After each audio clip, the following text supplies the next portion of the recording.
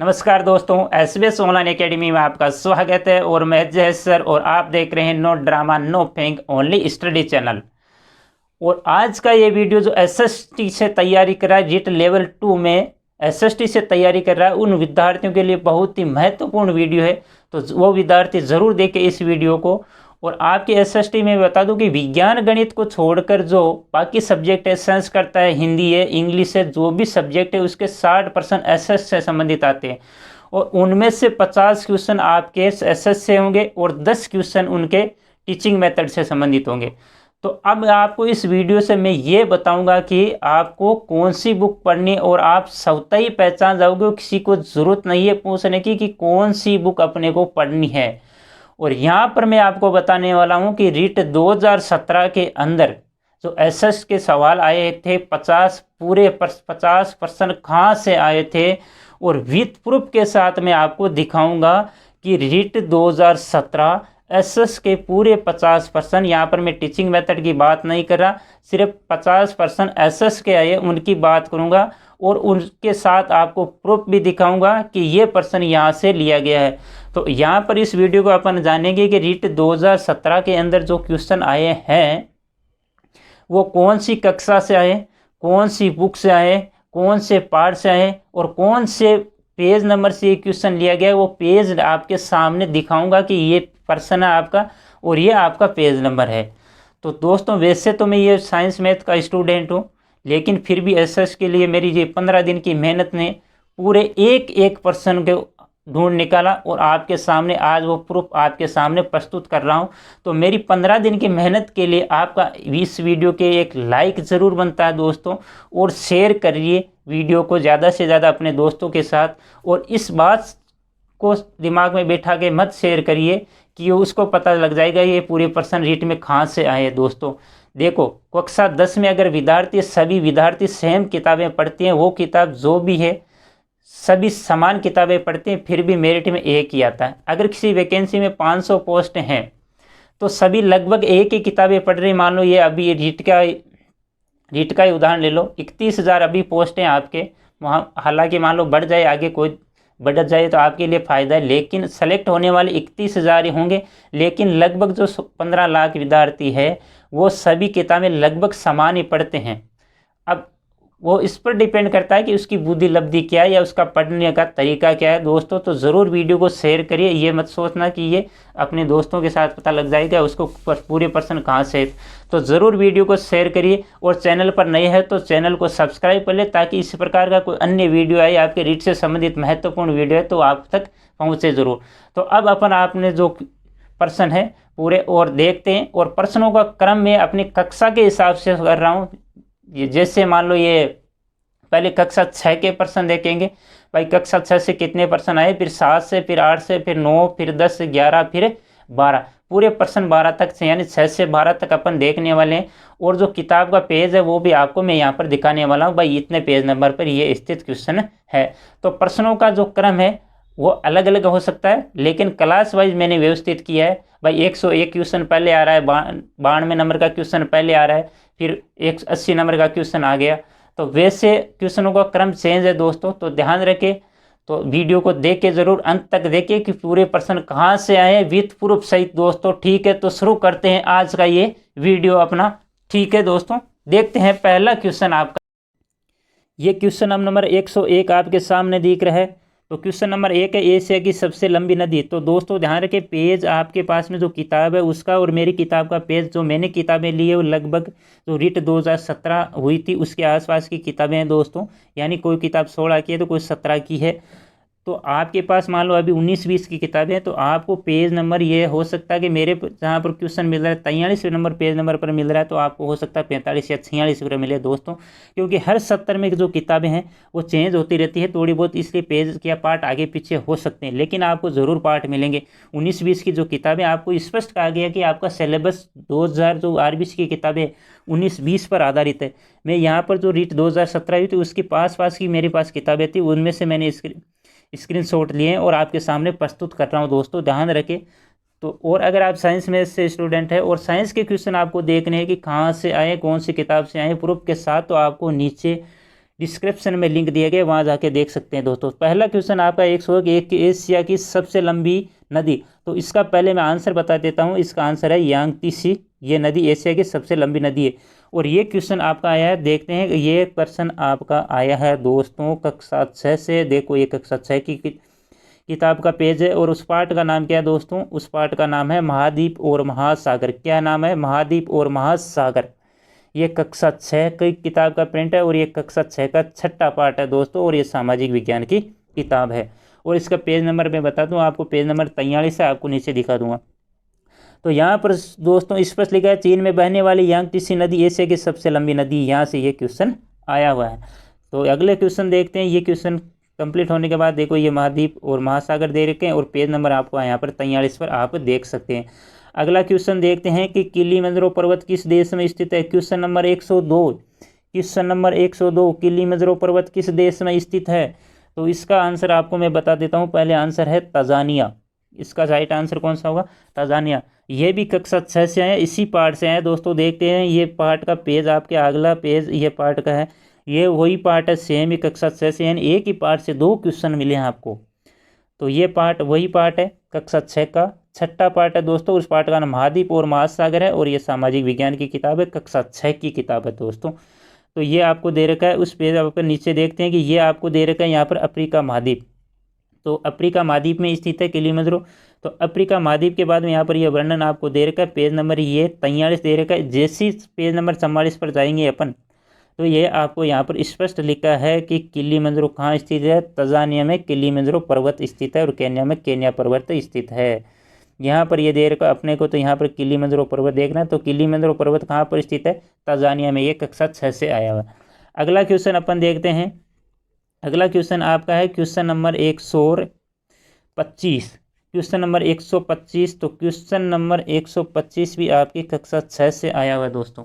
किससे आया? कक्षा 6 से। कि रावी नदी का प्राचीन नाम क्या है? तो रावी नदी का प्राचीन नाम है पुरुषरणी। तो उसके प्रूफ देख लेते हैं। कक्षा 6 का है, कक्षा 6 का ये पार्ट आपके है वैदिक सभ्यता एवं संस्कृति। उस पार्ट का नाम क्या है दोस्तों? वैदिक सभ्यता एवं संस्कृति। और पार्ट नंबर आपके है 17, और ये कक्षा 6 की सामाजिक विज्ञान की किताब है दोस्तों। और उसी किताब में आपको दे रखा है, भाग थर्ड में दे रखा है। तो पार्ट 17 वैदिक सभ्यता और संस्कृति। और आपको ये भी जाने यहाँ पर, यानी पार्ट के लास्ट में दे रखा है। तो यहाँ से देखो पुरुषरणी जो रावी नदी का है, उसका प्राचीन नाम क्या है? पुरुषरणी। ठीक है दोस्तों। अगला क्वेश्चन अपन देखते हैं। ये कक्षा 6 है, और पेज नंबर 127 है, आप देख सकते हैं यहाँ पर। अगला क्वेश्चन क्वेश्चन नंबर 124 है। क्वेश्चन नंबर 124 ये भी आपके कक्षा 6 से आया हुआ है कि निम्नलिखित में से किस स्रोत से प्राचीन भारत के 16 महाजनपदों का उल्लेख मिलता है यहाँ पर? तो यहाँ पर इस किस से मिलता है? इसका राइट आंसर आपका अंगुत्तर निकाय। तो इसका प्रूफ देख लेते हैं। ये कक्षा 6 से क्वेश्चन आया, कौन से पार्ट से आया देख लेते हैं। ये आपके सामने पेज रहा। तो ये क्वेश्चन आया है दोस्तों, पार्ट 18 आपको दे रखा है। 18 पार्ट नंबर 18 दे रखा है, कक्षा 6 का पार्ट है, महाजनपदकालीन भारत और एवं मगध साम्राज्य। तो यहाँ पर ये देख रहे पार्ट के शुरुआत में ही आपको ये क्वेश्चन दे रखा है कि 16 महाजनपदों का उल्लेख किसमें किया गया है। तो यहाँ पर दोस्तों देखिए 16 महाजनपदों की सर्वप्रथम जानकारी बौद्ध ग्रंथ के अनुसार ग्रंथ अंगुत्तर निकाय में मिलती है। देखते हैं अगला क्वेश्चन, और ये पेज नंबर आपको देख लेते हैं। पेज नंबर 129 पर है, पेज नंबर 129 पर। और अगला क्वेश्चन आपका क्वेश्चन नंबर 126। ये भी कक्षा 6 से आया गया है। क्वेश्चन नंबर 126, सूरसेन जनपद की राजधानी थी। सूरसेन जनपद की राजधानी थी, तो कौन सी थी राजधानी? मथुरा। कौन सी थी? मथुरा। तो इसका प्रूफ भी अपन देख लेते हैं। कक्षा 6 से आया, ये कक्षा 6 का पार्ट आपको दे रखा है यहाँ पर। महाजनपद कालीन भारत एवं मगध साम्राज्य, ये आपको यहाँ पर पार्ट दे रखा है, और ये पार्ट है 18, यानी 18 नंबर का पार्ट है। और ये आपका सामाजिक विज्ञान कक्षा 6 की किताब है, भाग थर्ड। और ये यहाँ पर आपको दे रखा है सूरसेन। तो सूरसेन की यहाँ पर शुरू में दे रखी है, सूरसेन की राजधानी कौन सी थी? मथुरा। तो अगला क्वेश्चन अपन देख लेते हैं। ये कक्षा 6 का, और ये पेज नंबर आपका देखते हैं पेज नंबर कितने पर है। ये पेज नंबर 132 पर है दोस्तों। अगला क्वेश्चन है आपका, मत्स्य जनपद की राजधानी थी। मत्स्य जनपद की राजधानी कौन सी थी दोस्तों? क्वेश्चन नंबर 112 आपका है क्वेश्चन नंबर 112 जो रीट के पेपर में दे रखा है, मत्स्य जनपद की राजधानी थी कौन सी थी? विराटनगर। कौन सी थी? विराटनगर। ये भी आपका क्वेश्चन नंबर 112 कक्षा 6 से आया, ये भी पार्ट 18 से आया दोस्तों। यानी एक एक पार्ट से आपको दो दो क्वेश्चन मिल रहे हैं इन्हीं किताबों से दोस्तों। तो मत्स्य जनपद की राजधानी विराटनगर थी और ये कक्षा 6 से आया गया। ये देखो यही पार्ट है, सेम है। और ये तो लास्ट के जो अभ्यास प्रश्न है उसी प्रश्न में से आपके लिया गया है दोस्तों। तो ये देखो पार्ट आपका 18, पार्ट 18 कक्षा 6 का है, महाजनपदकालीन भारत एवं मगध साम्राज्य और सामाजिक विज्ञान भाग थर्ड से लिया गया है। और ये आप नीचे क्वेश्चन आपको अभ्यास प्रश्न दे गया। तो पहला ही क्वेश्चन है मत्स्य जनपद की राजधानी, ये पहला ही क्वेश्चन यहाँ से लिया गया था, उसकी राजधानी है विराटनगर। तो ये कक्षा 6 और ये पेज नंबर आपको बता दूं, पेज नंबर 135 पर स्थित है। अगला क्वेश्चन आपका क्वेश्चन नंबर 107 है दोस्तों। क्वेश्चन नंबर 107 ये भी कक्षा 6 से आया है। क्वेश्चन नंबर 107 जो दिया गया है ये भी आपके कक्षा 6 से आया। कौन चंद्रगुप्त द्वितीय की राज्यसभा में एक नवरत्न नहीं था? कौन नहीं था? ये भी कक्षा 6 से आया। तो इसका सबसे पहले आंसर देख लेते हैं। इसका आंसर है फायान। इनमें से ये फायान नहीं था, बाकी तीनों थे। तो नवरत्न आपको दिखा देता हूँ कक्षा 6 की किताब में कहाँ दे रखे हैं। ये कक्षा 6 की किताब का पार्ट 19 है दोस्तों। ये 19 मौर्य एवं गुप्तकालीन भारत, पार्ट नंबर 19 भाग थर्ड सामाजिक विज्ञान। और पेज नंबर अगर बताऊं तो पेज नंबर आपको 140 पर दे रखे हैं। और यहाँ पर आपको दे रखे हैं विक्रमादित्य यानी चंद्रगुप्त द्वितीय, उसी का नाम था विक्रमादित्य। तो उस चंद्रगुप्त द्वितीय के दरबार में ये नवरत्न आपको दे रखे हैं यहाँ पर दोस्तों। ये नवरत्न आपको दे रखे, उनमें से इनमें से ये फायान वहाँ पर नहीं था। तो फायान आपका आंसर राइट आंसर हो जाएगा। ये आपके महाकवि कालिदास, अमर सिंह घटकर पर, वारामी है, शंकु है, धनवंतरी है, सपनक है, वेताल भट्ट है, वररुचि है। ये नवरत्न है चंद्रगुप्त द्वितीय के। ये भी कक्षा 6 से आपका। और पेज नंबर ये देख तो आपके पेज नंबर 140 पर स्थित है। अगला क्वेश्चन आपका देखते हैं। क्वेश्चन नंबर है मेगस्थनीज किसका राजदूत था? मेगस्थनीज किसका राजदूत था? तो इसका अगर राइट क्वेश्चन नंबर कौन सा है? क्वेश्चन नंबर 106 है। Question number 106। तो क्वेश्चन नंबर 106 का राइट आंसर क्या हो जाएगा दोस्तों? पहले आंसर बता देता हूँ आपको। ये इसका आंसर होगा सेल्यूकस। कौन सा होगा? सेल्यूकस। तो ये भी कक्षा 6 से आया हुआ है दोस्तों। मौर्य एवं गुप्तकालीन भारत, मौर्य एवं गुप्तकालीन भारत, पार्ट नंबर 19 से दोस्तों। ये कक्षा 6 से यानी एक एक पार्ट से दो दो क्वेश्चन लिए गए हैं दोस्तों। पार्ट नंबर 19 मौर्य एवं गुप्तकालीन है। तो यह आपको दे रखा है क्वेश्चन नंबर 2। यहाँ पर यह भी अभ्यास प्रश्नों से लिया गया है दोस्तों। ये अभ्यास मेगस्थनीज किसका राजदूत था? सेल्यूकस का राजदूत था। यह अभ्यास क्वेश्चनों से लिया गया। और पेज नंबर आपको बता दूं कि पेज नंबर 141 पर स्थित है। अगला क्वेश्चन है क्वेश्चन नंबर 119 खेजड़ली आंदोलन। क्वेश्चन नंबर 119 खेजड़ली आंदोलन में अपने जीवन का बलिदान किसने दिया था? इसका राइट आंसर आपका अमृता देवी। यह भी कक्षा 6 से आया गया दोस्तों। 6 से क्वेश्चन आया है। तो इसका भी पूर्व देख लेते हैं अपन। कक्षा 6 का ये पार्ट कक्षा 6 का पार्ट है, पार्ट नंबर 5 है दोस्तों। ये क्वेश्चन नंबर आपका आया कक्षा क्वेश्चन नंबर 119 कक्षा 7 से आया दोस्तों। कक्षा 7 की किताब है, सॉरी। तो इसका राइट आंसर आपका अमृता देवी है 119। और ये आपका आया है कक्षा 7 से, पार्ट आपका 5 है, पार्ट नंबर 5 है। और पार्ट का नाम है पार्ट नंबर 5 वन और वन्य जीव। और ये कक्षा 7 है। और ये सामाजिक विज्ञान भाग फर्स्ट में दे रखा है, यानी एक ही किताब है उसमें 3 भाग दे रखे हैं। उससे पहला भाग है उसमें से पार्ट नंबर 5 है वन और वन्य जीव। तो यहाँ पर ये दे रखा है आपको अमृता देवी। क्या दे रखा है? अमृता देवी। वन्य और वन्य जीव से यहाँ पर देखो स्पष्ट लिखा है अमृता देवी विष्णु नेत्र में 1730 में 363 स्त्री पुरुष से वनों बचाने के लिए वृक्षों का लिपट कर अपना बलिदान दे दिया था। तो राइट आंसर आपका अमृता देवी। ये कक्षा 7 से आया है। और इसका पेज नंबर आपको मैं बता दूं, पेज नंबर आपको दे रखा है 48 पर दोस्तों। कितने पेज नंबर पर? 48 पर। अगला क्वेश्चन है क्वेश्चन नंबर 114। क्वेश्चन नंबर 193 का युद्ध 1191 में किसने जीता था? तो ये किसने जीता था? ये इसका राइट आंसर है आपका पृथ्वीराज चौहान। क्वेश्चन नंबर 114 ये भी कक्षा 6 से कक्षा 7 से आया है। सामाजिक विज्ञान की किताब है, पार्ट 16 से है। और उस पार्ट का नाम है हर्षकालीन बाद का भारत। पेज नंबर 129 पर दे रखा है। ये पहले बता देता हूँ और अब आपको ये प्रूफ दिखा देता हूँ। तो ये आपके सामने ये प्रूफ दे रखा है हर्षकालीन भारत, हर्षकालीन व बाद का भारत, पार्ट दे रखा है आपको 16, पार्ट नंबर 16। और ये आपको यहाँ पर चौहान वंश दिख रहा है। इस चौहान वंश में आपको स्पष्ट दिखा है कि 1191 में अफगानिस्तान के गौर वंश के शासक मोहम्मद गोरी को तराइन के प्रथम युद्ध में पराजित किया। किसने किया? पृथ्वीराज चौहान ने, यानी चौहान वंश, पृथ्वीराज चौहान। क्या आपको यहाँ पर प्रूफ दे रखा है कक्षा 7 से आएगी। अगला क्वेश्चन अपन देखते हैं। अगला क्वेश्चन है आपका, ये पेज नंबर 129 पर है दोस्तों, ध्यान रखिए। अगला क्वेश्चन है आपको क्वेश्चन नंबर 117। क्वेश्चन नंबर 117, चित्रकला शैली बनी ठनी संबंधित है। किससे संबंधित है? नागरीदास से संबंधित है। तो दोस्तों ये क्वेश्चन नंबर 117 आपके आया है। क्वेश्चन नंबर 117 कक्षा 7 की बुक है और पार्ट 19 से कला एवं स्थापत्य, और 154 नंबर पेज पर है। और ये आपको प्रूफ दिखा देता हूँ। ये आपको बनी ठनी कला एवं स्थापत्य दिखा रखे है यहाँ पर। ये पार्ट 19 है, कला एवं स्थापत्य, सामाजिक भागथल में दे रखा है। और ये यहाँ पर आपको बनी ठनी दे रखी है। इसमें आपको स्पष्ट लिखा है यहाँ पर बनी ठनी। ये तो इजी क्वेश्चन है, लेकिन यहाँ पर नागरीदास का वर्णन यहाँ पर नहीं किया गया। लेकिन बनी ठनी किशनगढ़ की किससे संबंधित है? यानी सावन सिंह का नाम भी क्या है? नागरीदास है दोस्तों। ये बनी ठनी का क्वेश्चन है। तो अगला क्वेश्चन देखते हैं दोस्तों। संत मीराबाई, यहाँ पर ये पेज नंबर 154 पर है दोस्तों। यहाँ पर ये पेज नंबर आपको नहीं दिख रहा है, तो ये 154 है दोस्तों, यहाँ पर ध्यान रखें। अगला क्वेश्चन है आपका, संत मीराबाई के पति का नाम क्या था? संत मीराबाई के पति का नाम, क्वेश्चन नंबर 116। ये भी कक्षा 7 से है। संत मीराबाई के पति का नाम था, इसका राइट आंसर है आपका भोजराज, यानी ए भोजराज था। मीराबाई के पति का नाम भोजराज था। तो क्वेश्चनों को एक पहले बात बता दूं कि ध्यान से पढ़े फिर आंसर देवे। तो ये क्वेश्चन नंबर 116 भी कक्षा 7 से आया है और ये सामाजिक विज्ञान की किताब से है और पार्ट नंबर 20 है, भक्ति एवं सूफी आंदोलन, और पेज नंबर 166 पर है। और ये आपको प्रूफ दिखाता है, ये भक्ति और आंदोलन, भक्ति और सूफी आंदोलन पार्ट नंबर 20 है, भागथल में स्थित है। तो यहाँ पर देखो मीराबाई यहाँ पर दे रखी है।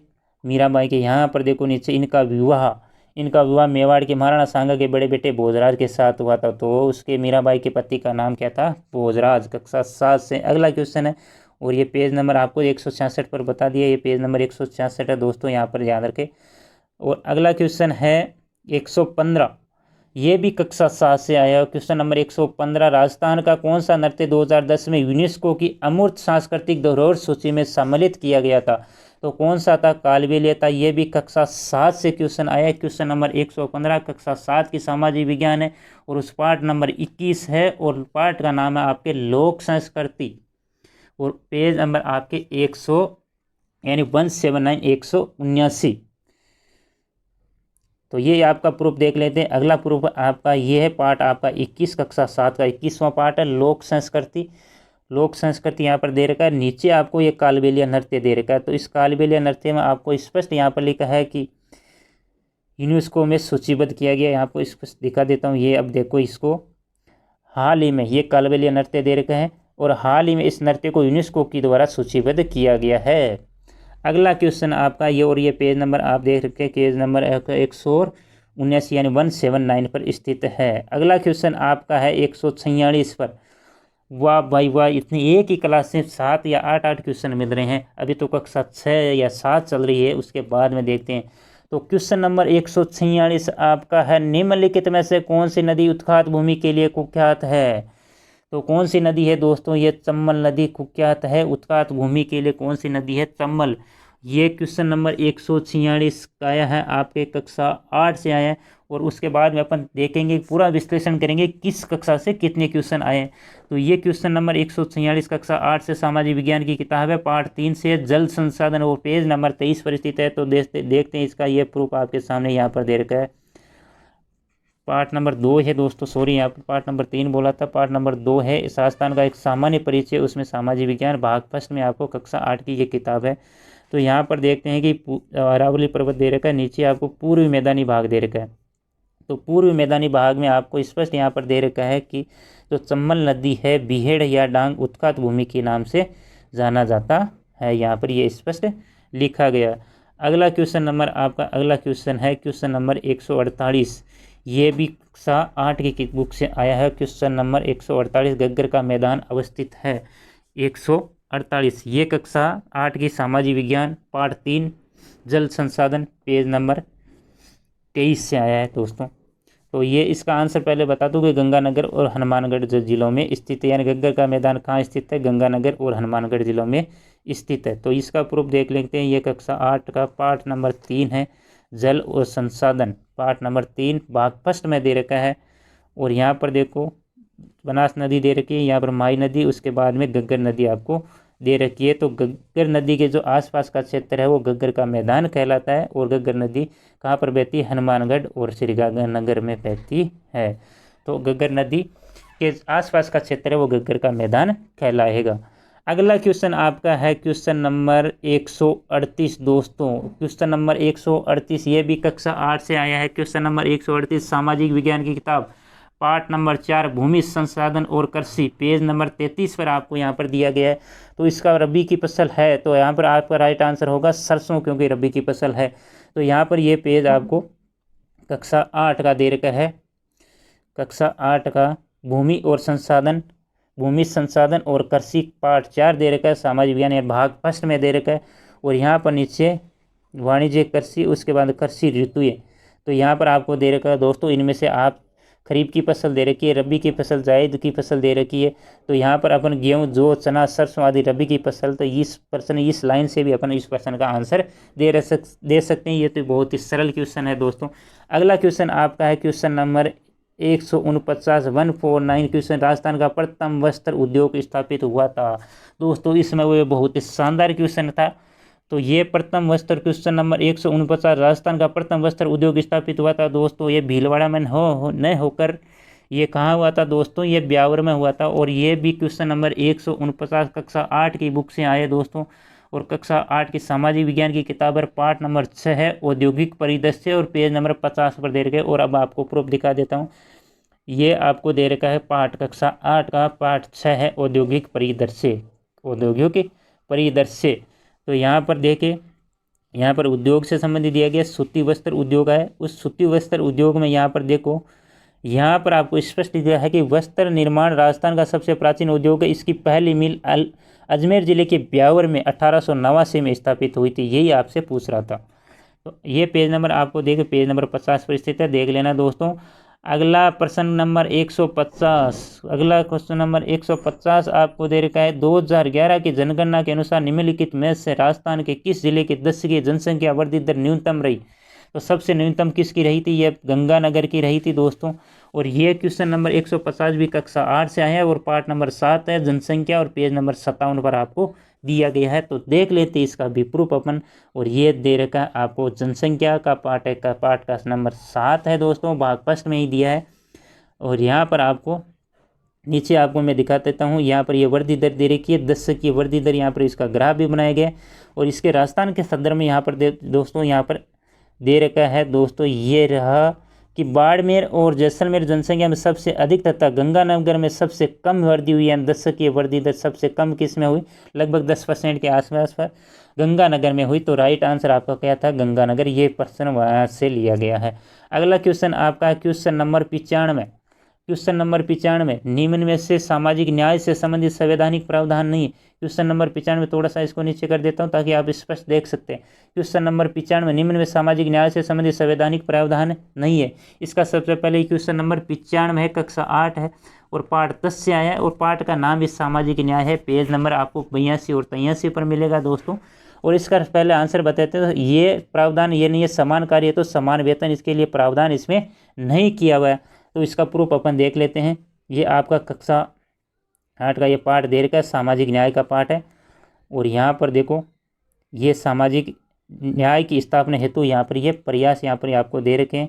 तो यहाँ पर दोस्तों देखो, यहाँ पर स्पष्ट दे रखा है पहले ही लाइन में, जो केंद्र और राज्य विधानमंडलों में अनुसूचित और अनुसूचित जनजाति वर्ग के लिए स्थानीय निकायों में यानी सीटों को आरक्षित किया गया है। और सरकारी नौकरियों शैक्षणिक संस्थानों में दूसरा ऑप्शन आपके ये था, सरकारी नौकरियों शैक्षणिक संस्थान में आरक्षित, उसको आरक्षण दिया गया है। और तीसरा आपका ऑप्शन था बाल श्रम से संबंधित। तो अगले पेज पर चलते हैं। तो ये सामाजिक न्याय में यहाँ पर आपको दे रखा है, बाल श्रम को गैर कानूनी घोषित कर प्रारंभिक शिक्षा को अनिवार्य निःशुल्क कर दिया गया है दोस्तों। ये 3 ऑप्शन थे। तो चौथा ऑप्शन समान कार्य के लिए समान वेतन वो आपके लिए गलत था, उसमें ये प्रावधान नहीं किया है सामाजिक न्याय के अंदर।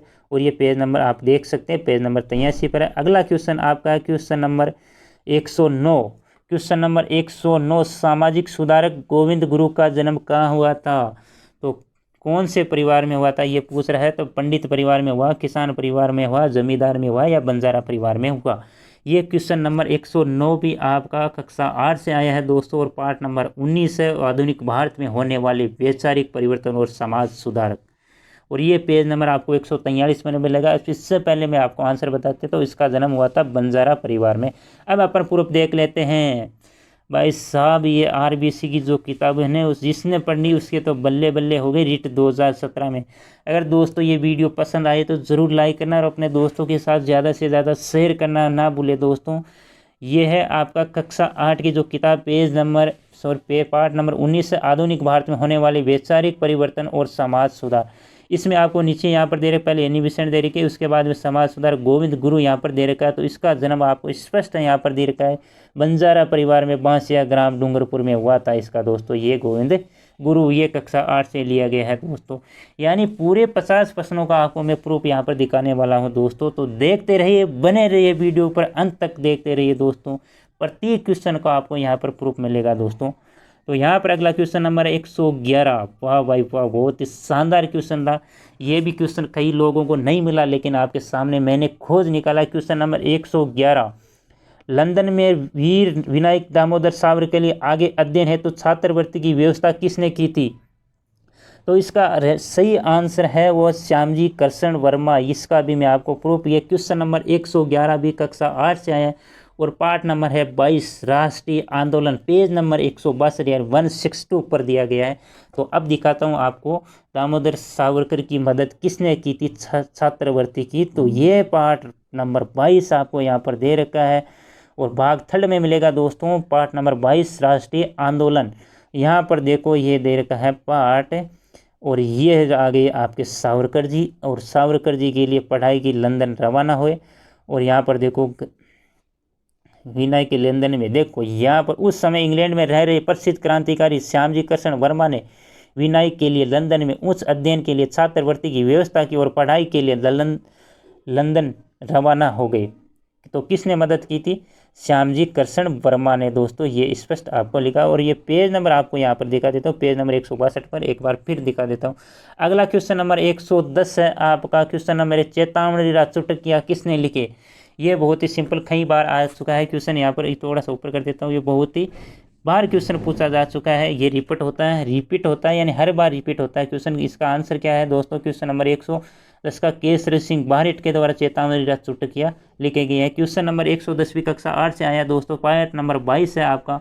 और ये राष्ट्रीय आंदोलन, उस पार्ट का नाम है राष्ट्रीय आंदोलन, यानी इसी पार्ट से आया, पेज नंबर 165 पर स्थित है। तो देख लेते हैं प्रूफ, यानी पीछे अपन पार्ट पढ़ा था वही पार्ट है यहाँ पर है। ये राष्ट्रीय आंदोलन पार्ट नंबर 22 है, सामाजिक विज्ञान भाग थर्ड दे रखा है। ये यहाँ पर आपको केसरी सिंह भारत आपको यहाँ पर दिखा रखा है, और केसरी सिंह भारत यहाँ पर नीचे दे रखा है।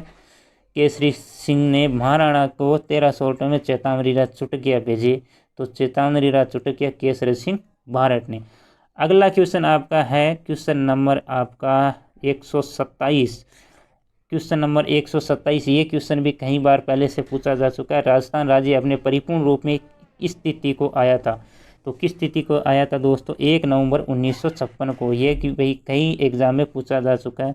क्वेश्चन नंबर 127 आपका कक्षा 8 की बुक से है, पार्ट नंबर 23 आज़ादी के बाद का भारत, पेज नंबर 127 पर दिया गया है। तो इसका भी आपके सामने प्रूफ ये रहा दोस्तों, आज़ादी के बाद का भारत, आज़ादी के बाद का भारत पार्ट नंबर 23 है, और ये भाग थर्ड में दे रखा है दोस्तों।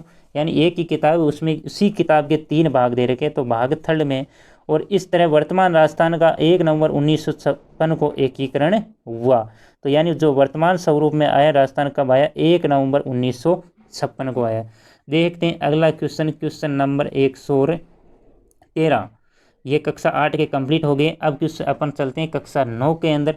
तो क्वेश्चन नंबर 113 है, पेगन वंश का आनंद मंदिर यहाँ स्थित है। तो कहाँ स्थित है? ये इसका आंसर है म्यांमार। ये आपको क्वेश्चन 6 कक्षा 6 में भी मिल जाएगा, लेकिन मैं यहाँ पर आपको कक्षा 9 का प्रूफ दे रहा हूँ। कक्षा 9 का प्रश्न संख्या 113, सामाजिक विज्ञान की किताब, पार्ट 3 से प्राचीन भारत और विश्व, प्राचीन और भारत और विश्व पेज नंबर 25 पर आपको दे रखा है। तो पेगन वंश का आनंद मंदिर कहाँ स्थित है? म्यांमार यानी ब्रह्मा में स्थित है। म्यांमार को अपन क्या कहते हैं? ब्रह्मा कहते हैं। तो म्यांमार, इसका प्रूफ आपको ये कक्षा 9 का आपको सामने पेज नंबर आपको दिख रहा है, ये यहाँ पर दिख रहा है, कक्षा 9 का है, पेज नंबर 25 पर है दोस्तों। और पार्ट आपका 3 है, प्राचीन भारत और विश्व। तो यहाँ पर देखो ये दे रखा आपका ब्रह्मा, कहाँ दे रखा है? ये ब्रह्मा आपको यहाँ पर ये दे रखा है। और यहाँ पर नीचे रखा है 9वीं 10वीं शताब्दी पागन राज्य की स्थापना हुई। यहाँ प्रसिद्ध अनुरुजी थे। इस पागन वंश के राज्य के ब्राह्मण बौद्ध धर्म ने लिया।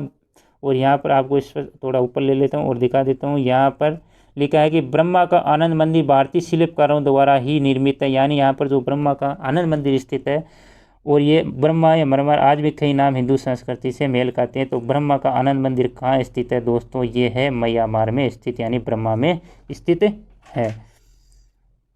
अगला क्वेश्चन है question number 123। Question number 123, Vishnu के भगत कहलाते थे। विष्णु के भगत क्या कहलाते? अलवार कहलाते हैं। और ये क्वेश्चन नंबर 123 कक्षा 9 सामाजिक विज्ञान पार्ट 4 सामाजिक सुधार और धार्मिक पुनर्जागरण, पेज नंबर 33 पर। और अब अपन ग्रुप देख लेते हैं कि विष्णु के भगत क्या कहलाते हैं। तो ये पार्ट की शुरुआत में ही दे रखा है, पार्ट नंबर 4 से आया है, सामाजिक सुधार और धार्मिक पुनर्जागरण। ये यहाँ पर वैष्णव मत आपको यहाँ पर दे रखे हैं, यहाँ पर ये आपको दे रखे वैष्णव मत। तो यहाँ पर काफ़ी लोकप्रिय था। तो यहाँ पर दोस्तों वैष्णव मत का लोकप्रियता, भगवान विष्णु के उपासक वैष्णव कहलाते हैं। और विष्णु के अनुयायी दक्षिण भारत में आलवार कहलाते हैं। क्या कहलाते हैं? आलवार। तो राइट आंसर क्या हो जाएगा आपका?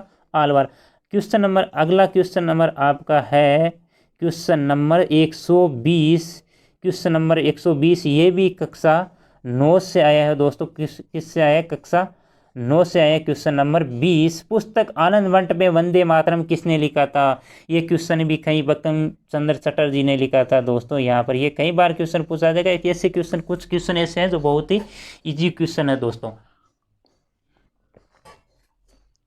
तो ये क्वेश्चन भी आपका क्वेश्चन नंबर 120 कक्षा 9 पार्ट 6 भारत में राष्ट्रीयता, पेज नंबर 54 से आया है।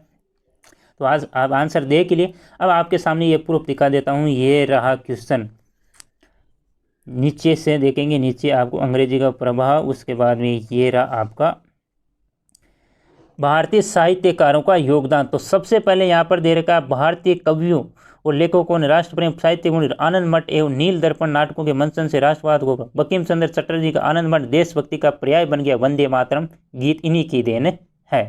ये भी कक्षा 9 से आया। पेज नंबर आप यहाँ पर देख के पेज नंबर 54 पर ये स्थित है।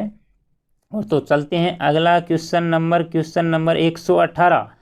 वह 118 नंबर क्वेश्चन भी कई बार पूछा जा चुका है दोस्तों। ऐसे क्वेश्चन भी आपको बहुत मिलेंगे जो कहे 3-4 बार आपको हर एग्जाम में देखने को मिलते हैं। चूरू जिले के ददरेव ग्राम संबंधित है, यानी जो चूरू जिले का ददरेव ग्राम किससे संबंधित है? ये है दोस्तों गोगाजी से संबंधित है। और ये पार्ट जो क्वेश्चन नंबर 118 है, क्वेश्चन नंबर 118 कक्षा 9 की बुक से आया, कक्षा उस पार्ट नंबर 7 है राजस्थान की गौरव, पेज नंबर 71 पर। तो देख लेते हैं, ये आपका प्रूफ, पेज पार्ट का प्रूफ आपके सामने दे रखा है। यहाँ पर पहले इस साइड में बाबू जी दे रखे, इस साइड में आपको गोगा जी दे रखे हैं। तो यहाँ पर देखो दोस्तों, गोगा जी किससे संबंधित, कौन सा गोगादे चौहान ददरेवा चूरू के निवासी थे। तो आपने यही पूछा था कि ददरेवा किससे संबंधित है, तो ददरेवा आपके गोगा जी से संबंधित है। ये कक्षा 9 का पार्ट है, पेज नंबर 71 पर दे रखा है। आपको पहले बता दिए कौन सा पार्ट है। अगला प्रश्न नंबर 54 में आपको दे रखा है क्वेश्चन नंबर, ये पॉलिटिकल का क्वेश्चन है, भारतीय संविधान का अनुच्छेद 25 संबंधित है। तो पहला ही आंसर हो जाएगा आपका अंतःकरण की स्वतंत्रता तथा किसी भी धर्म के पालन, अभ्यास और प्रचार की स्वतंत्रता है दोस्तों। तो राइट आंसर कौन सा होगा? ये क्वेश्चन नंबर 54 में आपका कक्षा 9 से आया है। ये भी पार्ट कक्षा 9 का पार्ट है और सामाजिक विज्ञान की किताब से, और पार्ट नंबर 9 है भारत का संविधान, और पेज नंबर 90 पर दे रखा है। तो देख लेते वो पेज कौन सा है। तो ये पेज आपके सामने आगे ये रहा। तो यहाँ पर दोस्तों देखो, यहाँ पर ये धर्म की स्वतंत्रता का अधिकार यहाँ पर आपको दे रखा है। ये यानी मौलिक अधिकार आपको यहाँ पर दे रखे हैं। धर्म की स्वतंत्रता का अधिकार 4 नंबर का है, अनुच्छेद 25 से 28 आपको यहाँ पर ये दे रखे हैं। तो यहाँ पर पहले ही दिखा है कि अनुच्छेद 25 द्वारा सभी व्यक्तियों को अंतःकरण की स्वतंत्रता का तथा धर्म का आबाद रूप से मानने, आचरण करने और प्रचार करने का अधिकार दिया गया है दोस्तों। ये भी कक्षा 9 से आए। अगला क्वेश्चन देखते हैं। क्वेश्चन नंबर है 93। भारत के संविधान के किस भाग में मूल कर्तव्यों को सन्निहित किया गया, यानी मूल कर्तव्यों को सम्मिलित किया गया, कौन से भाग में? तो इसका राइट आंसर भाग 4 के या ए, ये आपका राइट आंसर होगा। तो क्वेश्चन नंबर जो 93 है, ये भी क्वेश्चन नंबर कक्षा 9 से आया दोस्तों, और 9 से पार्ट 9 से आया है, वही भारत का संविधान से आया है, और पेज नंबर आपको 92 पर दे रखे। यानी एक पार्ट से आपको 2 या 3 क्वेश्चन मिल रहे। तो दोस्तों इन किताबों को ध्यानपूर्वक पढ़े ताकि आप रीट 2021 में आसानी के साथ सफलता प्राप्त कर सके इन्हीं किताबों को। तो ये आपका दे रखे है, ये आपके सामने ये प्रूफ दे रखा। ये संविधान का, भारत का संविधान पार्ट है, कक्षा 9 का है और 9वां ही पार्ट है। तो यहाँ पर आपको नागरिकों के मौलिक कर्तव्य यहाँ पर दे रखे हैं। तो ये आपको यहाँ पर स्पष्ट लिखा है कि 42वें संविधान संशोधन अधिनियम 1976 द्वारा संविधान में भाग 4 के अनुच्छेद 51 के द्वारा नागरिकों मूल कर्तव्यों को संविधान में स्थान दिया गया था। तो कौन से भाग में स्थित है? भाग 4 के या भाग 4 ए में स्थित है। अगला क्वेश्चन देख लेते हैं, पेज नंबर 192 पर आपको देख लेना है।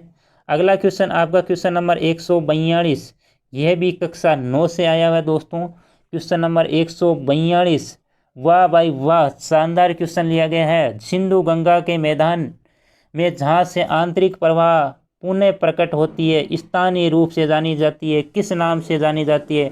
तो इसका दोस्तों आंसर बता दूं, किस नाम से जाना जाता है? तराई प्रदेश। क्या किस नाम से जाना जाएगा? तराई प्रदेश। क्वेश्चन नंबर 142 कक्षा 9 पाठ 12 और उस पाठ का नाम है भारत का भौतिक स्वरूप, और पेज नंबर आपको 117 पर मिलेगा दोस्तों, कक्षा 9 की पाठ्य पुस्तक पर। तो इसका प्रूफ आप देख लेते, ये रहा दोस्तों। ये नीचे दे रखा है आपको, यहाँ पर पहले खादर दे रखा है, यहाँ पर भाबर दे रखा भाबर, और यहाँ पर देखो यहाँ पर तराई प्रदेश दे रखा है।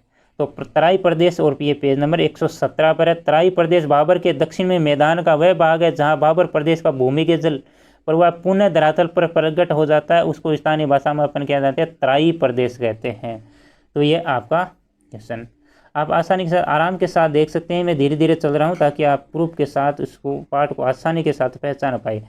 क्वेश्चन नंबर 122, निम्नलिखित में से राजस्थान में मीठे पानी की सबसे बड़ी मानव निर्मित झील कौन सी है दोस्तों?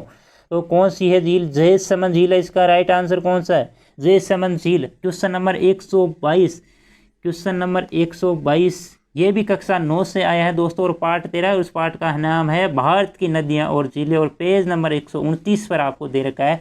तो चलो इसका भी आपको प्रूफ दिखा देता हूं। तो ये आप इसका प्रूफ देखने के लिए तैयार है। तो यहाँ पर ये बंगाल की खाड़ी दे रखी है, और यहाँ पर नीचे देखेंगे राजस्थान की झीलें दे रखी है। पहले खारे पानी की झीलें दे रखी है। यहाँ पर देखो दोस्तों, यहाँ पर मीठे पानी की झीलें दे रखी है। हाँ पर हाँ, एक मिनट, थोड़ी सी मिस्टेक हो जाती है। हाँ चलो, यहाँ स्क्रीन है। ये खारे पानी की झील है, ये राजस्थान की झीलें। पहले खारे पानी की झील नहीं रखी, अपने को तो मीठे पानी की झील देखनी। तो यहाँ पर आपको स्पष्ट दिख रहा है कि मीठे पानी की झीलें राज्य में जयसमंद, राजसमंद, पिछोला, आना सागर, पुष्कर, सिलीसेट, उदय सागर, फतेह सागर, अजाना सागर, नक्की, कायलाना आदि मिट्टी पानी की झील है।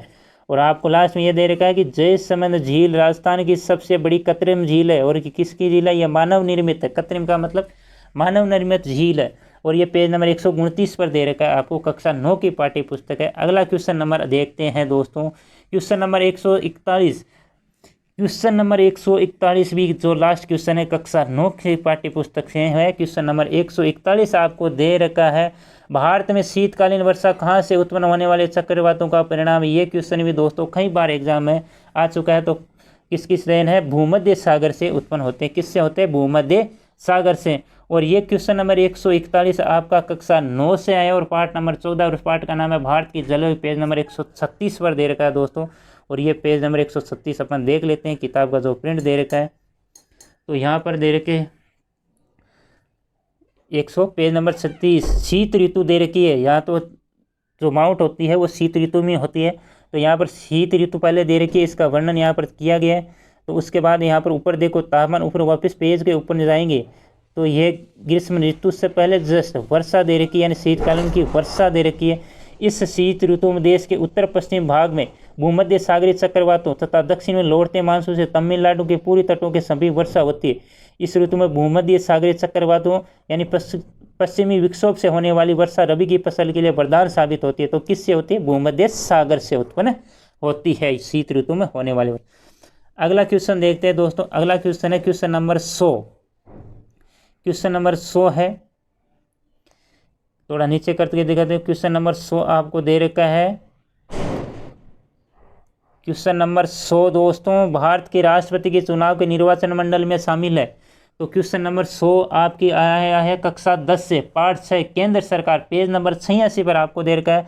तो इसका मैं आंसर बता देता हूँ। इसका आंसर है आपको भारत की संसद तथा राज्यों की विधानसभाओं और दिल्ली और पांडुचेरी के संघ शासित प्रदेशों के केवल निर्वाचित सदस्य राष्ट्रपति के चुनाव में भाग लेते हैं दोस्तों। और तो इसका पाठ प्रूफ आपको मैं दिखा देता हूँ। यहाँ पर ये कक्षा 10 की पाठ्य पुस्तक का पेज है दोस्तों, और ये पाठ 6 है और पाठ का नाम है केंद्र सरकार, और उसका पेज नंबर आपको दे रखा है, पेज नंबर 86 पर आपको दे रखा है दोस्तों, ध्यान रखें। तो राष्ट्रपति का निर्वाचन यहाँ पर सबसे पहले ही दे रखा है, राष्ट्रपति का निर्वाचन। तो प्रत्यक्ष निर्वाचन यहाँ पर संसद के दोनों सदनों के निर्वाचन सदस्य, राज्य विधानसभाओं तथा 17वें संविधान संशोधन यानी केंद्र शासित प्रदेशों को जोड़ा गया। कौन सा संविधान संशोधन था? 17वें संविधान संशोधन 1992 के अनुसार संघीय क्षेत्रों की विधानसभाओं के निर्वाचित सदस्य, यानी इसमें केवल निर्वाचित सदस्य ही भाग लेते हैं। यह आपको यहाँ पर प्रूफ दे रखा है। अगर आपने आसानी के साथ पाठ को अच्छी तरीके से पढ़ा तो बहुत ही अच्छी तरीके से आपने आंसर भी दिया होगा दोस्तों। तो ये कक्षा 10 से आया। तो अगला क्वेश्चन है, क्वेश्चन नंबर आपका है क्वेश्चन नंबर 97। क्वेश्चन नंबर 97 है आपका, यह भी संविधान से संबंधित क्वेश्चन है। भारत के संविधान के कौन से अनुच्छेद में एक मंत्री परिषद का प्रावधान है जो कि राष्ट्रपति को उसके कार्यों के निर्वहन में सहायता प्रदान करेगा?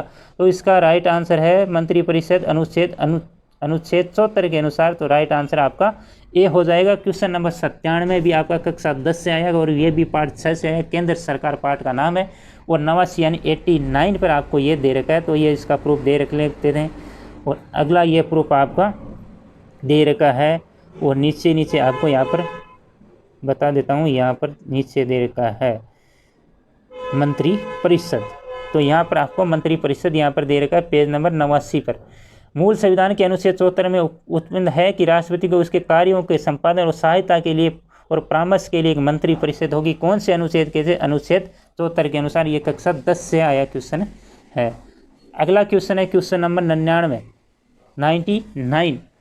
बहुत ही शानदार क्वेश्चन है दोस्तों। 99 क्वेश्चन है। क्वेश्चन नंबर ये है आपके आया है, यानी 99 नंबर का जो क्वेश्चन है ये कक्षा 10 से आया है दोस्तों। और ये भी पार्ट 6 से, यानी एक ही पार्ट से आपको 3 क्वेश्चन मिल रहे हैं दोस्तों।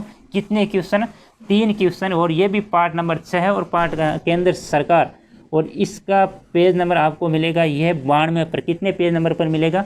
92 पर। तो दोस्तों इसका पहले मैं आंसर बता देता हूँ कि राष्ट्रपति द्वारा, इसका राइट आंसर निम्नलिखित में से कौन सा कथन सही नहीं है? तो आपका राष्ट्रपति द्वारा मांगे जाने पर सर्वोच्च न्यायालय उन्हें परामर्श देने हेतु बाध्य नहीं है दोस्तों। ये बाध्य दे रखा है यहाँ पर। जरूरी नहीं है कि सर्वोच्च न्यायालय उन्हें परामर्श दे ही, ये जरूरी नहीं है, यानी सर्वोच्च न्यायालय बाध्य नहीं है। तो ये कथन आपका गलत हो जाएगा। और ये आपको मैं बता देता हूँ, अगर आप अच्छी तरीके से अगर पढ़े हैं तो आपको यहाँ पर फौजदारी और यहाँ पर दे रखा है राष्ट्रपति परामर्श संबंधित क्षेत्रागार आपको यहाँ पर दे रखे हैं दोस्तों। तो यहाँ पर स्पष्ट लिखा है परामर्श संबंधित क्षेत्राधिकार। संविधान ने सर्वोच्च न्यायालय को परामर्श संबंधित क्षेत्राधिकार भी प्रदान किया। अनुच्छेद 143 के अनुसार यदि किसी समय राष्ट्रपति को प्रतीत होगी विधि या तथ्य का कोई ऐसा प्रश्न पैदा हुआ है जो सार्वजनिक महत्व का है और वह उस प्रश्न पर सर्वोच्च न्यायालय का से परामर्श मांग सकता है, और न्यायालय के परामर्श को स्वीकार या अस्वीकार करना राष्ट्रपति के विवेक पर निर्भर करता है। यानी जरूरी नहीं है कि राष्ट्रपति सर्वोच्च न्यायालय की जो सलाह है उसको माने, उसके लिए बाध्य नहीं है। उसके विवेक पर डिपेंड करेगा कि उसको लागू करे या ना करे। अगला क्वेश्चन है क्वेश्चन नंबर 145 है। ये भी क्वेश्चन नंबर 145 कक्षा 10 से आया हुआ है, और ये आपका पाठ है 11 विनिर्माण उद्योग और पेज नंबर 136 पर है क्वेश्चन नंबर 145। इसका भी अपन प्रूफ देख लेते हैं। यहाँ पर ये क्वेश्चन है, निम्नलिखित में से किस लोहा इस्पात संयंत्र की स्थापना ब्रिटेन के तकनीकी सहयोग से हुई थी? और ये कक्षा 10 का प्रश्न है दोस्तों, और काफ़ी लोगों ने ये गलत भी किया था क्योंकि ऐसा क्वेश्चन है तो 20 में से लिया गया क्वेश्चन है। तो दोस्तों इसका आंसर मैं पहले आपको बता देता हूँ, इसका आंसर है दुर्गापुर इस्पात संयंत्र। कौन सा है? दुर्गापुर इस्पात संयंत्र। और ये पेज नंबर आपको यहाँ पर बता देता हूँ, ये कक्षा 10 की बुक में दे रखा है और ये कक्षा 10 की बुक का पेज है। और यहाँ पर दोस्तों ये देखो, यहाँ पर आपको दे रखा है कि पंचवर्षीय योजना में ब्रिटिश सहयोग से दुर्गापुर, यानी दुर्गापुर कहाँ है? पश्चिम बंगाल में। तो ब्रिटिश सहयोग से कौन सा संयंत्र स्थापित किया गया? दुर्गापुर में स्थित, दुर्गापुर यानी पश्चिम बंगाल में स्थित। और नीचे आपको यहाँ पर दे रखा है, यानी और भी उद्योग स्थापित किए गए अलग अलग मदद से, जर्मनी के सहयोग से राउरकेला उड़ीसा, ये नीचे आपको दे रखा है। लेकिन अपने तो यहाँ पर पूछा था कि ब्रिटिश के सहयोग से कौन सा था, तो ब्रिटिश के सहयोग से आपका ये है, कौन सा है? दुर्गापुर पश्चिम बंगाल संयंत्र है। तो ये कक्षा 10 से आया था प्रश्न है। तो अगला क्वेश्चन देखते हैं। अगला क्वेश्चन आपका क्वेश्चन नंबर है, दोस्तों थोड़ा सा शेयर कर लेते हैं, स्क्रीन है हिल जाती है। अगला क्वेश्चन नंबर 140, क्वेश्चन नंबर बहुत ही शानदार है। क्वेश्चन नंबर 140, जनसंख्या से 2011 की जनगणना के अनुसार भारत में पुरुष साक्षरता कितनी थी? तो दोस्तों दो प्रकार के आंकड़े आए थे जनगणना में, एक अंतरिम आंकड़े। तो अंतरिम आंकड़े में भारत की पुरुष साक्षरता आपको दे रखी थी 82.14। ये किताब में भी आपको मैं प्रूफ दिखाऊंगा 82.14। और आपको अन्य किताबों में, यानी जो पहले ही थोड़ी किताबें उसमें आपको 80.09 आपको वहाँ पर देखने को मिलेगी। लेकिन राइट आंसर आपका कौन सा है? 82.14 होगा। और क्वेश्चन नंबर 140 दोस्तों, क्वेश्चन नंबर 140 कक्षा 10 की पाठ्य पुस्तक पाठ 12 मानव संसाधन पेज नंबर 146 पर दे रखा है दोस्तों। और इसका मैं आपको प्रूफ दिखा देता हूं दोस्तों। यह आपका कक्षा 10 का पाठ है। और यहाँ पर दोस्तों देखो स्पष्ट आपको दे रखा है कि 82 पुरुष साक्षरता 2011 की जनगणना के अनुसार 82.14। और इसका पेज नंबर भी दिखा देता हूँ, आप आराम से देख लेते हैं। ये कक्षा 10 का पार्ट है दोस्तों। और इसका पेज नंबर है दोस्तों, पेज नंबर है 146 पर दे रखा है दोस्तों। कितने पर है? 146 पर। चलते हैं अगले क्वेश्चन पर। अगला क्वेश्चन आपका question number 121, question number 121, question number 121, निम्नलिखित में से कौन सा स्थान राष्ट्रीय राजमार्ग संख्या 15 द्वारा नहीं जुड़ा है दोस्तों? इसमें आपको बोनस दिया हुआ था। क्यों दिया हुआ बोनस? क्योंकि राष्ट्रीय राजमार्ग संख्या 15 में सभी जिले जुड़े हैं। जैसलमेर भी जुड़ा है, बाड़मेर भी जुड़ा है, बीकानेर भी जुड़ा है और हनुमानगढ़ भी जुड़ा है। यानी चारों जिलों से होकर यह राष्ट्रीय राजमार्ग संख्या 15 गुजरती है दोस्तों। और ये क्वेश्चन नंबर 121 भी कक्षा 10 की पाठ्य पुस्तक है, पाठ नंबर 13 परिवहन एवं संचार, और पेज नंबर 160 पर दिया गया है। और इसका प्रूफ आपके सामने है दोस्तों। ये रहा क्वेश्चन, आपको एक परिवहन का चित्र यहाँ पर दिखाया गया है दोस्तों। तो यहाँ पर ये चित्र दिखाया गया है। यहाँ पर देखो ये जैसलमेर, बीकानेर, यहाँ पर ये सब राष्ट्रीय राजमार्ग संख्या 15 यहाँ पर दिखाया गया है। तो चारों जिलों से गुजरता है दोस्तों। इसमें बोनस दिया गया था दोस्तों, क्योंकि चारों जिलों से गुजरता है। इसका सही आंसर ऑप्शन, इसलिए आपको बोनस दिया गया है। तो ये कक्षा 10 से आया है। और पेज नंबर देख लेते, पेज नंबर 160 पर है दोस्तों। अगला क्वेश्चन नंबर का 139, वाह भाई वाह, इसी पार्ट से आया ये भी क्वेश्चन। एक पार्ट से आपको 2 या 3 क्वेश्चन मिल रहे हैं। तो ये क्वेश्चन 139, निम्नलिखित में से किस आंतरिक राष्ट्रीय जलमार्ग के द्वारा ब्रह्मपुत्र नदी में सादिया से धुबरी को जोड़ा जाता है? तो ये क्वेश्चन नंबर 139 भी आपकी कक्षा 10 से आया, पार्ट नंबर 13 से आया, परिवहन संचार, और पेज नंबर 166 पर आपको ये दे रखा है दोस्तों। तो इसका आंसर आपका हो जाएगा राष्ट्रीय जलमार्ग संख्या 2। कौन जोड़ता है?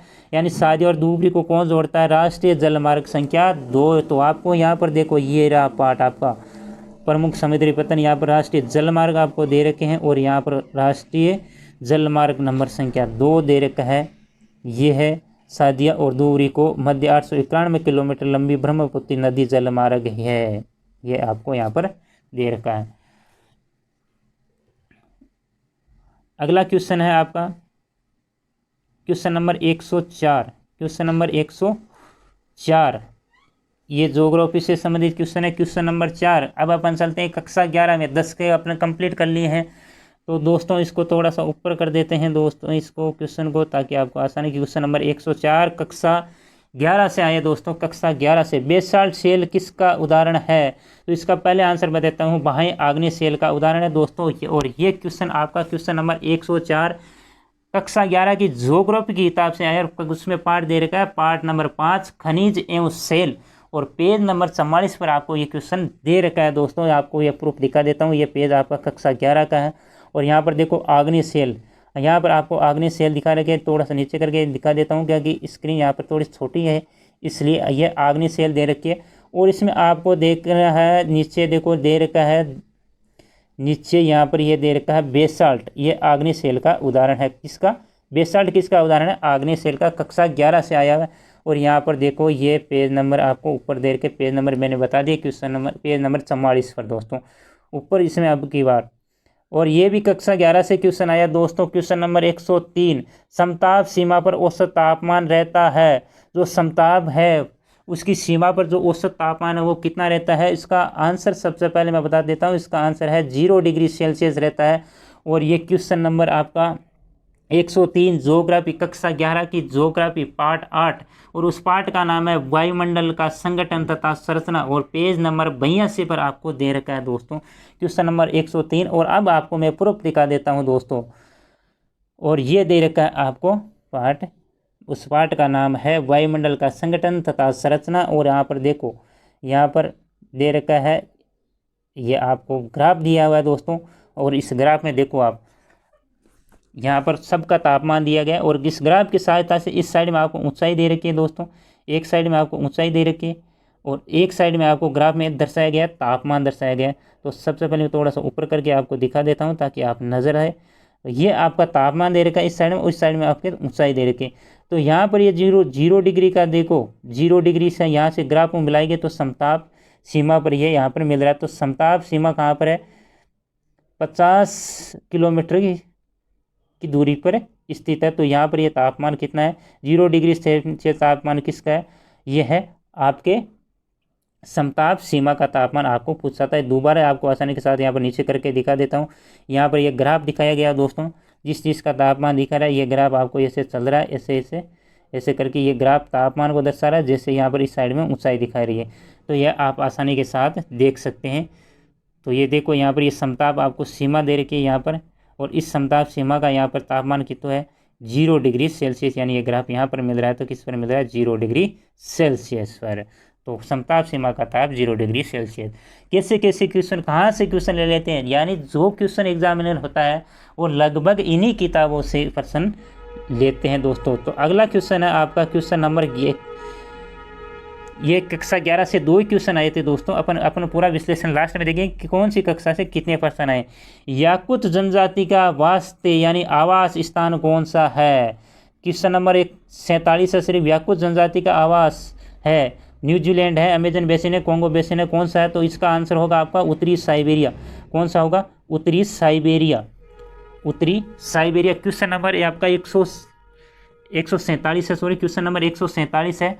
यह आपका थोड़ा सा इसको वापस से सेट करना पड़ेगा दोस्तों। क्वेश्चन नंबर 147 है, सिर्फ 47 नहीं, क्वेश्चन नंबर 147 याकुत जनजाति का आवास स्थान है। ये कौन सा का? उत्तरी साइबेरिया। इसका राइट आंसर कौन सा? उत्तरी साइबेरिया। इसको थोड़ा ऊपर कर देता हूँ आप आसानी के साथ देख सकें। तो ये क्वेश्चन नंबर 147 आया, कक्षा 12 की ज्योग्राफी से है दोस्तों, पार्ट नंबर 2 है और विश्व की जनजातियाँ, और पेज नंबर 8 को आपको दे रखा है, पेज नंबर 8 पर आपको दे रखा है। और उस पार्ट का नाम है विश्व जनजातियाँ, कक्षा 12 की ज्योग्राफी से लिया गया क्वेश्चन है दोस्तों। तो इसका मैं प्रूफ आपको सामने यहाँ पर दिखा देता हूँ। यह आपका कक्षा 12 का पार्ट है, ज्योग्राफी का पार्ट है, विश्व की प्रमुख जनजातियाँ। तो सबसे पहले आपको एस्किमो क्या दे रखी है? एस्किमो। यही जाति है, उसी को अपन याकुत जनजाति कहते हैं। तो एस्किमो यानी अलग अलग क्षेत्रों में इसको अलग अलग नाम से जानते हैं। तो उसका सही नाम क्या है? एस्किमो। तो यहाँ पर आपको एस्किमो जाति दे रखी है। यहाँ पर देखो दोस्तों पेज नंबर 7। और उसके बाद में आपको नीचे आपको दिखाता हूँ, देखो इसका निवास क्षेत्र कौन सा? दूसरे पेज पर आपको इसका निवास क्षेत्र दे रखा है दोस्तों। थोड़ा इसका जूम कर देता हूँ मैं यहाँ पर, और जूम करके आपको दिखा देता हूँ। तो यहाँ पर दे रखा है कि इसका निवास क्षेत्र में आपको दे रखा है कि साइबेरिया में सेमोडियस याकुत और सक्चीवतुंग के नाम से जाना जाता है। तो साइबेरिया यानी उत्तरी साइबेरिया में इसको किस नाम से जाना जाता है? याकुत, सेमोयेड्स याकुत, सक्चीवतुंग नाम से भी जाना जाता है। ये याकुत जनजाति का जो निवास स्थान है कौन सा है? उत्तरी साइबेरिया। ये आपका कक्षा 12 से आया है और ये पेज नंबर आप 8, 7 और 8 पर देख सकते हो। अगला क्वेश्चन देखते हैं। अगला क्वेश्चन आपका है, अगला क्वेश्चन आपको इसको वापस थोड़ा सा सेट कर देते हैं। वाह वाह भाई, क्या क्वेश्चन पूछा था। क्वेश्चन नंबर 143, आधुनिक औद्योगिकरण के सूत्रपात का श्रेय निम्नलिखित में से किस ऊर्जा संसाधन को जाता है।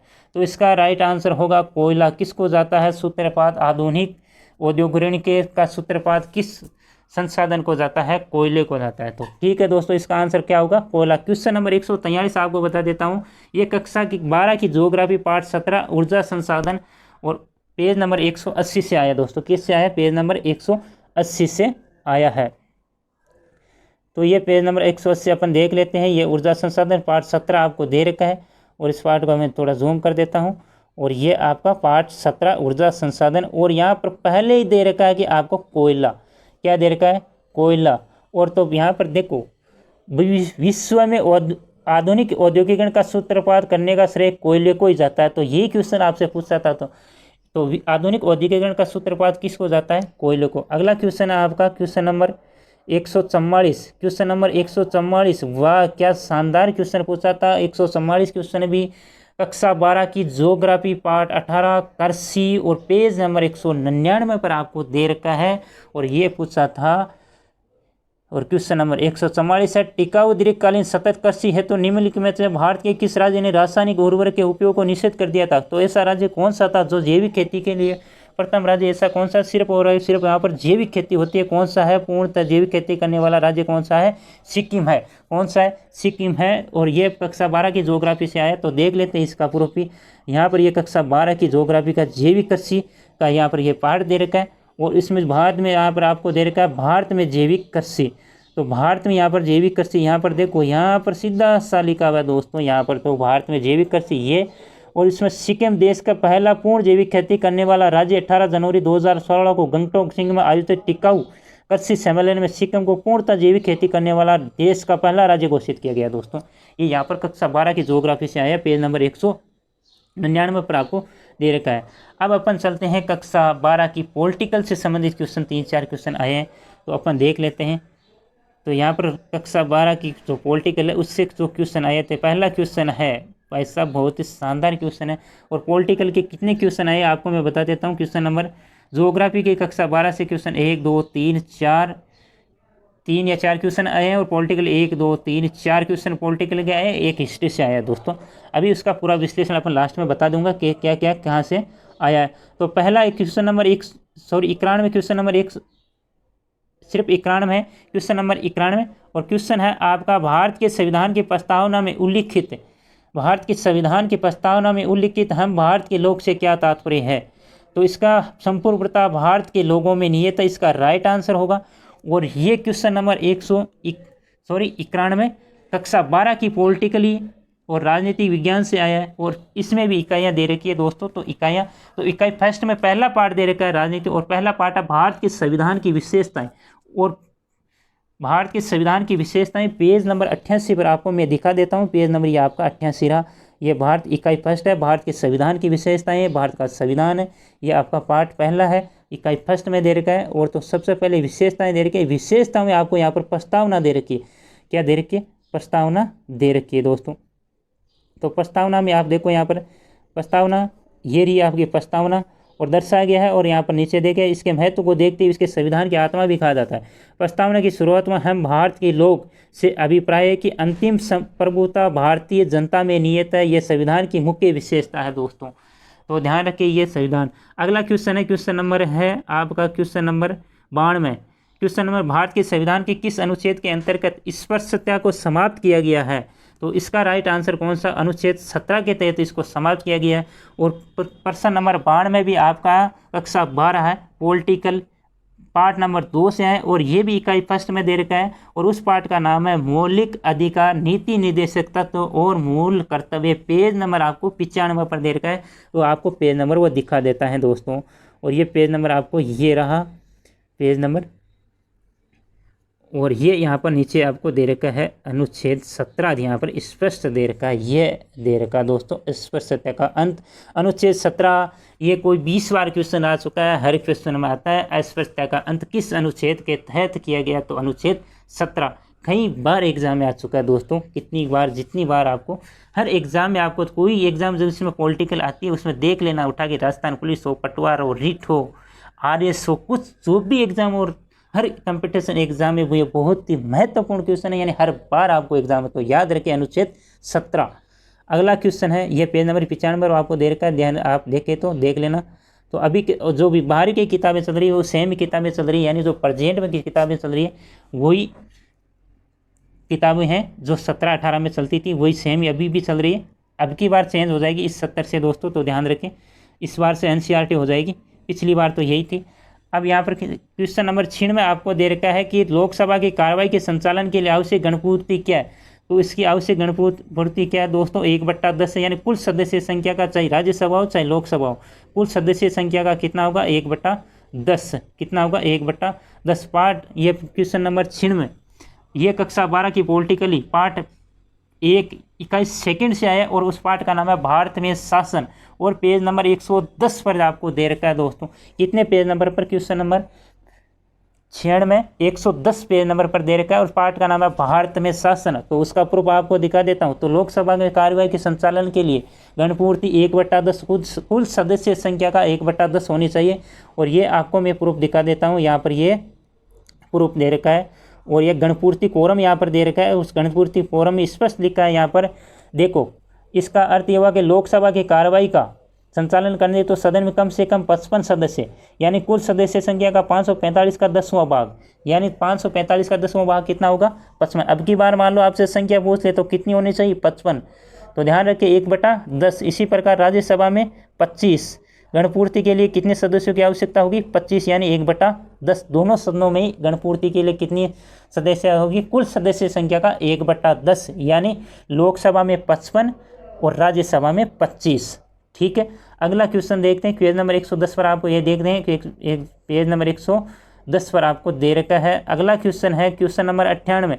राज्य चुनाव आयुक्त को कौन नियुक्त करता है, राज्य चुनाव आयुक्त को कौन नियुक्त करता है। क्वेश्चन नंबर 98, राज्य चुनाव आयुक्त कौन नियुक्त करता है, भारत के मुख्य निर्वाचन आयुक्त, संबंधित राज्य का राज्यपाल। कौन करेगा, संबंधित राज्य का राज्यपाल, इसका राइट आंसर होगा क्वेश्चन नंबर 98। ये भी कक्षा 12 की पॉलिटिकल से आया दोस्तों, किससे आया, कक्षा 12 की पॉलिटिकल से आया, पार्ट 4 और इकाई ये सेकंड में देकर, उस पार्ट का नाम है राज्य स्तरीय स्थानीय शासन, 73वें और 74वें संविधान के संदर्भ में जो पार्ट दे रखा है, और पेज नंबर 134 पर आपको दे रखा है। तो ये पेज नंबर आपको मैं यहाँ पर दिखा देता हूँ। ये पार्ट रहा आपका कक्षा 12 का, और इसमें आपको दे रखा है, यहाँ पर देखो दे रखा राज्य का निर्वाचन आयोग। तो यहाँ पर आपको राज्य का निर्वाचन आयोग पंचायती राज संस्थाओं में चुनाव प्रक्रिया के नियमित व निष्पक्ष संचालन है तो एक निर्वाचन आयोग का गठन किया जाएगा, ताकि वह मतदाता सूचियां तैयार करने से लेकर पदाधिकारी को निर्वाचित घोषित करने, शपथ दिलाने की प्रक्रिया निगरानी राज्य निर्वाचन आयोग करता है। राज्य का राज्यपाल, ये स्पष्ट लिखा है, यही से क्वेश्चन बना था कि राज्य का राज्यपाल राज्य निर्वाचन अधिकारी या आयुक्त की नियुक्ति करता है। तो कौन करेगा, उससे संबंधित उसी राज्य का राज्यपाल करेगा दोस्तों। कौन करेगा, उस संबंधित राज्य का राज्यपाल राज्य निर्वाचन आयुक्त की नियुक्ति करता है। अगला क्वेश्चन है आपका, क्वेश्चन नंबर है महाराणा प्रताप, जय महाराणा प्रताप, जय महाराणा प्रताप, झुको नहीं, सीट कट जाए पर पाग नहीं झुके। महाराणा प्रताप के हाथी का क्या नाम था दोस्तों। क्वेश्चन को, कुछ क्वेश्चन ऐसे होते हैं दोस्तों बहुत ही इजी होते हैं, लेकिन अपन जल्दबाजी में गलती कर बैठते हैं, क्योंकि उसमें अपन कॉन्फिडेंस ले लेते हैं कि हमें ये तो आ रहा है, इतना सरल क्वेश्चन क्यों पूछा उसने। तो आपको ये बता दूं कि दोस्तों ये क्वेश्चन था महाराणा प्रताप के हाथी का नाम। तो लोगों ने क्या कर दिया, महाराणा प्रताप के घोड़े का नाम बता दिया चेतक। तो राइट आंसर आपका उसने क्या कर दिए थे, चेतक। तो दोस्तों यहाँ पर 50% लोगों ने इसका आंसर चेतक दिया था, जबकि ये क्वेश्चन आपको महाराणा प्रताप के हाथी का नाम पूछ रहा है, चेतक का नाम नहीं पूछ रहा है दोस्तों। तो इसका राइट आंसर यहाँ पर, तो ध्यान रखिए क्वेश्चनों को ध्यान से पढ़े, आराम से पढ़े, क्वेश्चन क्या पूछ रहा है उसके बाद भी आपको आंसर देने चाहिए। तो 2 क्वेश्चन ऐसे आए थे बहुत ही ईजी थे, एक तो मीराबाई वाला और एक महाराणा प्रताप के हाथी का नाम और एक मीराबाई के पति का नाम। तो उसमें भी लगभग 50% लोगों ने क्या किया दोस्तों, मीराबाई के पिता का नाम बता दिया, रतन सिंह ने। उसने भाई रतन सिंह ही ज़्यादातर पढ़े थे, तो उसने ज़्यादातर 50% लोगों ने उसका आंसर क्या दिया था, रतन सिंह दिया था। तो ऐसे सरल क्वेश्चन भी कई बार अपन को आसानी के साथ आते हैं, बहुत ही अच्छी तरीके से आते हैं, लेकिन फिर भी अपन गलत कर देते हैं दोस्तों। तो क्वेश्चन नंबर 108, महाराणा प्रताप के हाथी का क्या नाम था, राम प्रसाद। क्या था, राम प्रसाद। और क्वेश्चन नंबर 108 जो आया आपका कक्षा 12 हिस्ट्री पार्ट 4 से आया है, और पेज नंबर आपको 74 पर ये दे रखा है दोस्तों, इसका प्रूफ आपको सामने। तो महाराणा प्रताप के हाथी का नाम क्या था, राम प्रसाद दोस्तों। क्या था, राम प्रसाद। ये आपका महाराणा जी दे रखे हैं, महाराणा जी के यहाँ पर नीचे देखो यहाँ पर दे रखा है। तो उसके गजमुख घायल होकर भागने वाला था लूना नामक, और दूसरे हाथी का नाम क्या था, लूना। महाराणा प्रताप के दूसरे हाथी का नाम भी क्या था, लूना। 2 हाथी थे, लूना का महाराव तीर लगने से घायल हो गया और लूना लौट पड़ा। इस पर महाराणा की विख्यात हाथी राम प्रसाद को मैदान में उतरना पड़ा। दूसरा हाथी का नाम राम प्रसाद और एक का नाम लूना, यानी लूना और राम प्रसाद 2 हाथी थे किसके, महाराणा प्रताप के। अगला क्वेश्चन है दोस्तों, क्वेश्चन नंबर आपका 105। इस क्वेश्चन के लिए दोस्तों मैं सॉरी चाहता हूं, क्योंकि ये क्वेश्चन मेरे को नहीं मिला था। ये क्वेश्चन मैंने खूब ढूंढ लिया। अगर आपके पास कहीं मिला तो ज़रूर कमेंट में बताइए दोस्तों, इस क्वेश्चन का आंसर कहाँ पर है। मैंने ढूंढ लिया फिर भी नहीं मिला है। अब एक क्वेश्चन यानी 50 में से 49 क्वेश्चनों के आपके सामने मैंने प्रूफ रख दिया, सिर्फ इस एक क्वेश्चन का आपका प्रूफ नहीं मिला। हाँ, साइंस में ज़रूर ये मिल जाता है, लेकिन एसएस यानी ये इन्वायरमेंट यानी पर्यावरण से संबंधित जो पार्ट है उसमें मिलेगा दोस्तों, लेकिन मेरे को नहीं मिला। अगर आपको कहीं मिला है तो ज़रूर कमेंट करके ये बताइए कि ये क्वेश्चन कहाँ है, ताकि दोस्तों को पता लगे कि ये क्वेश्चन यहाँ से ले गया। तो एक पोषण स्तर से दूसरे पोषण स्तर तक औसत ऊर्जा स्तर का प्रवाह होता है, कितना होता है दोस्तों, 10% होता है। ये साइंस में आपको मिल जाएगा, लेकिन आपके जो सामाजिक विज्ञान से संबंधित यानी पर्यावरण से संबंधित जो पार्ट दे रखा है उसमें मेरे को वहाँ पर नहीं मिला, इसलिए मैं आपको यहाँ पर प्रूफ नहीं दे रहा हूँ, क्योंकि आप कहोगे ये तो साइंस का है, ये सामाजिक का थोड़ी। तो दोस्तों इसका आंसर क्या होगा, 10% हो जाएगा। तो ये आपका पूरे के पूरे 50%, यानी मैंने 49% कराए हैं, सिर्फ एक क्वेश्चन का आंसर नहीं मिला। अगर आपको कहीं मिले तो ज़रूर आप कमेंट में बता देना दोस्तों, और वीडियो कैसा लगा ज़रूर कमेंट करके बताइए दोस्तों, और अपने दोस्तों के साथ शेयर करिए ज़्यादा से ज़्यादा, और वीडियो को ज़रूर से ज़रूर ज़्यादा से ज़्यादा लाइक करिए दोस्तों। आज के वीडियो में इतना ही। जय हिंद, जय भारत।